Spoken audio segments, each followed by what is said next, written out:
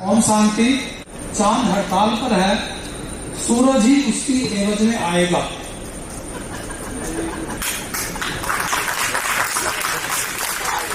एक दूसरा उदाहरण सुन लीजिए।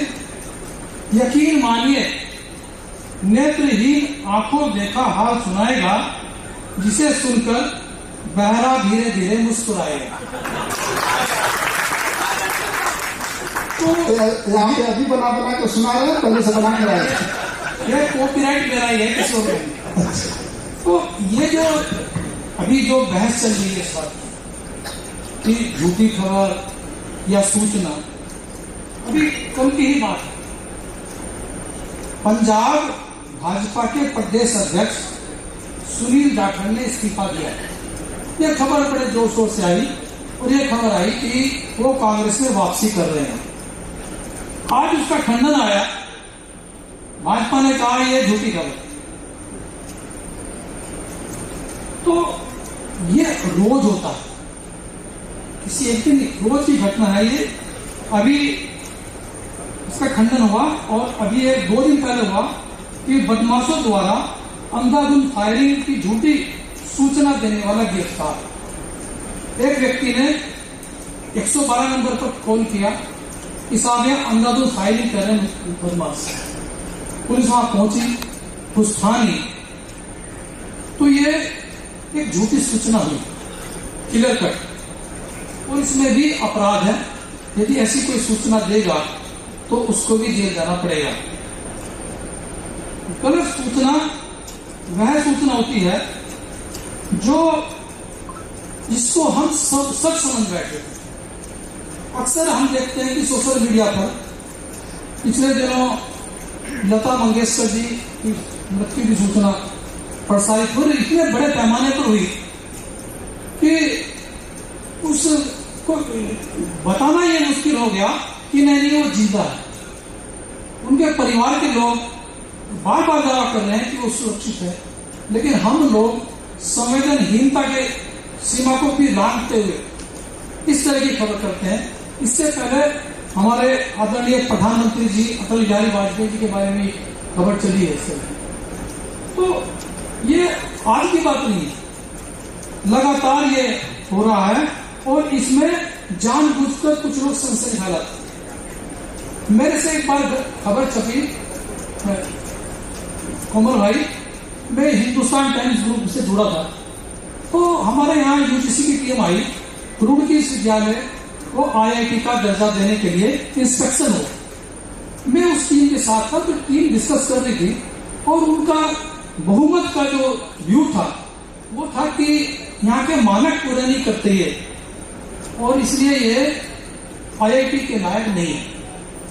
मैंने उसी उनकी बातचीत के आधार पर खबर बनाई और वो खबर मैंने भेज दी हिंदुस्तान अखबार में, और वो छपी। तो उसका जो शीर्षक छपा कि रुड़की विश्वविद्यालय को आईआईटी का दर्जा देने से इनकार। अब वो खबर गई तो उन्होंने प्रोटेक्ट किया, और जो उसके कुलपति थे डॉक्टर डीवी सिंह, उन्होंने एक प्रोफेसर को मेरे पास भेजा और कहा कि आपको कुलपति जी बुला रहे। मैंने कहा क्या बात है कि आपने झूठी खबर छापी। मैंने कहा कुलपति जी को अगर कोई मेरे से शिकायत है तो लिख कर देना कि नहीं आपको चलना पड़ेगा। मैं नहीं जाऊंगा, कुलपति जी तो मुझसे काम है तो मेरे पास आए, मैं नहीं जाऊंगा, मेरी खबर सच है। तो खबर सच कैसे है, वो तो उनको सर्टिफिकेट दे दिया। तो मेरी खबर में लिखा था सर कि यूजीसी की टीम ने निरीक्षण किया और उन्होंने ये संकेत दिए कि रुड़की विश्वविद्यालय मानक पूरे नहीं करता और ये आईआईटी बनने लायक नहीं है। एक शब्द था संकेत, उस संकेत शब्द के कारण मेरी जान बची। तो खबर वो सच थी, इंडिकेशन दिया था, लेकिन उसके बाद परिवर्तित हुई और हमारी जो सोच थी वो झूठी ही थी। तो मैं भी अपनी जगह सही था और वो भी अपनी जगह सही था। ये फेक न्यूज के कैटेगरी में नहीं आएगा, फेक न्यूज के कैटेगरी में आएगा, लेकिन ये एडिटोरियल एक्सीलेंस जी। समझ के ऊपर। तो मैं कह रहा हूं कि ये रोजाना हमें भुगतना पड़ता है और देखना पड़ता है। इसी तरह से पिथौरागढ़ में पुलिस को झूठी सूचना देने पर हाँ सर। पुलिस ने 5,000 रुपए जुर्माना लगाया। तो हम ये कह सकते हैं कि जैसे कि नुसरत ग्वालियर का एक शेर है, रात के लम्हात खूनी दास्तां लिखते रहे, सुबह के अखबार में हालात बेहतर हो गए। ये होता है, आप तो बीच बीच में कार्य से टपकाते रहिए, फिर हमारे पास लौटेंगे। ये होता है। तब तक हम ये इसलिए होता है कि हम बहुत सारी चीज होती है लेकिन वो छिपाई दी जाती है, और वो सरकार के स्तर पर भी आप कभी भी कहीं दंगे हुए कि कितने मरे, अब 4 मरे, लेकिन सरकारी आंकड़ा है, मरे वास्तव में ज्यादा थे। नहीं है। तो ये जो भ्रम है, ये सूचना का भ्रम, खबरों का भ्रम, ये मायाजाल है और ये लगातार जारी रहेगा। सचेत रहने की आवश्यकता है। झूठी सूचना पर जब तक आप उसको प्रमाणित न कर लें, उसको उसकी तहकीकात न कर लें, तब तक उस पर यकीन न करें और उसे आगे न बढ़ाएं। ये निवेदन है। धन्यवाद। बहुत बढ़िया सर, थैंक यू। खबर गई है वो तो जाएगी जी, क्योंकि वो बहुत जरूरी है, क्योंकि आपने पब्लिकली एडमिट किया, महानता है आपकी। खबर 2 स्टेप की थी जी। एक एक्टिविटी खबर थी, एक्टिविटी में हमने कई संकेत दिए हैं, उसके बाद जब सर्टिफिकेट मिल गया तो खबर तो बनी गई। ठीक है, हो गया। मैं हेलो, निश्चित रूप से देखिए, हम पत्रकार हैं, जो हम देख रहे हैं उसकी रिपोर्ट बनाना हमारी ड्यूटी है। हम आप सर्टिफिकेट लेंगे किसी से, फिर तो हमें एफिडेविट लेना पड़ेगा लोगों का कि भाई आप ये एफिडेविट दीजिए हमको, तो हम खबर भेजेंगे। बहुत बढ़िया भाई, कोई घटना हो रही है तो उसकी खबर हम भेज सकते हैं, लेकिन ऐसा जरूर लिखिए। सर वो कह रहे हैं कि बातचीत के आधार पे आप नहीं, हेयर से नहीं, हेयर से वाली खबर नहीं होती। थैंक यू, हेयर से कोई खबर नहीं। Thank you. मैं तो श्री गोपाल नारसन का नमस्कार। डिवाइन मिरर हिंदी चैनल में आपका बहुत बहुत स्वागत है। आइए जान लेते हैं आज की कुछ खास चर्चित खबरें। जैसा कि आप देख रहे थे, माउंट आबू में संपन्न हुए 5 दिवसीय ब्रह्मा कुमारीज मीडिया विंग की राष्ट्रीय सेमिनार में उत्तराखंड के पत्रकारों, अधिकारों व लेखकों ने जमकर भागीदारी निभाई।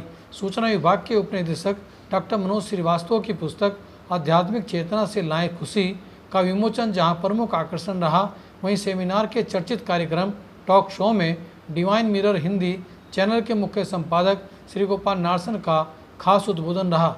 उन्होंने पत्रकारों के जिज्ञासाओं का समाधान भी किया।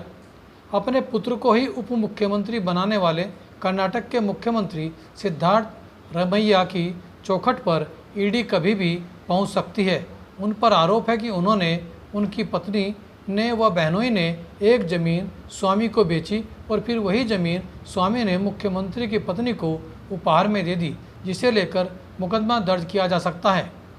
मानहानि के केस में आम आदमी पार्टी के संयोजक अरविंद केजरीवाल व मुख्यमंत्री आतिशी को सुप्रीम कोर्ट ने उस समय बड़ी राहत दे दी जब सुप्रीम कोर्ट ने केस की सुनवाई पर अंतरिम रोक लगा दी। यह केस भाजपा नेता राजीव बब्बर की ओर से 2019 में दायर किया गया था। महाराष्ट्र की एकनाथ शिंदे सरकार ने राज्य में गाय को माता का दर्जा दे दिया है।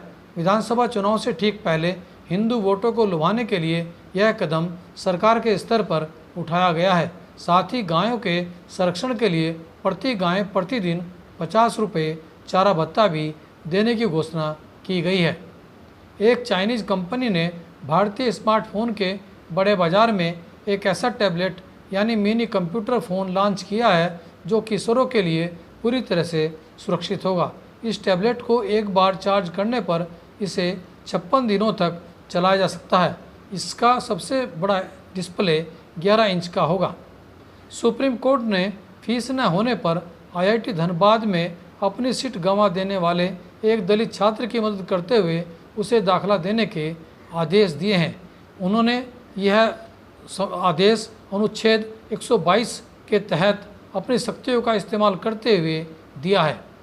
हल्द्वानी में SSP PN मीणा ने 800 पुलिसकर्मियों के साथ 12 घंटे तक लगातार अभियान चलाकर 1448 परिवारों का सत्यापन किया और 330 मकानों पर कार्रवाई करते हुए 448 लोगों के चालान काटे, जिन पर 20 लाख रुपया जुर्माना ठोका गया है।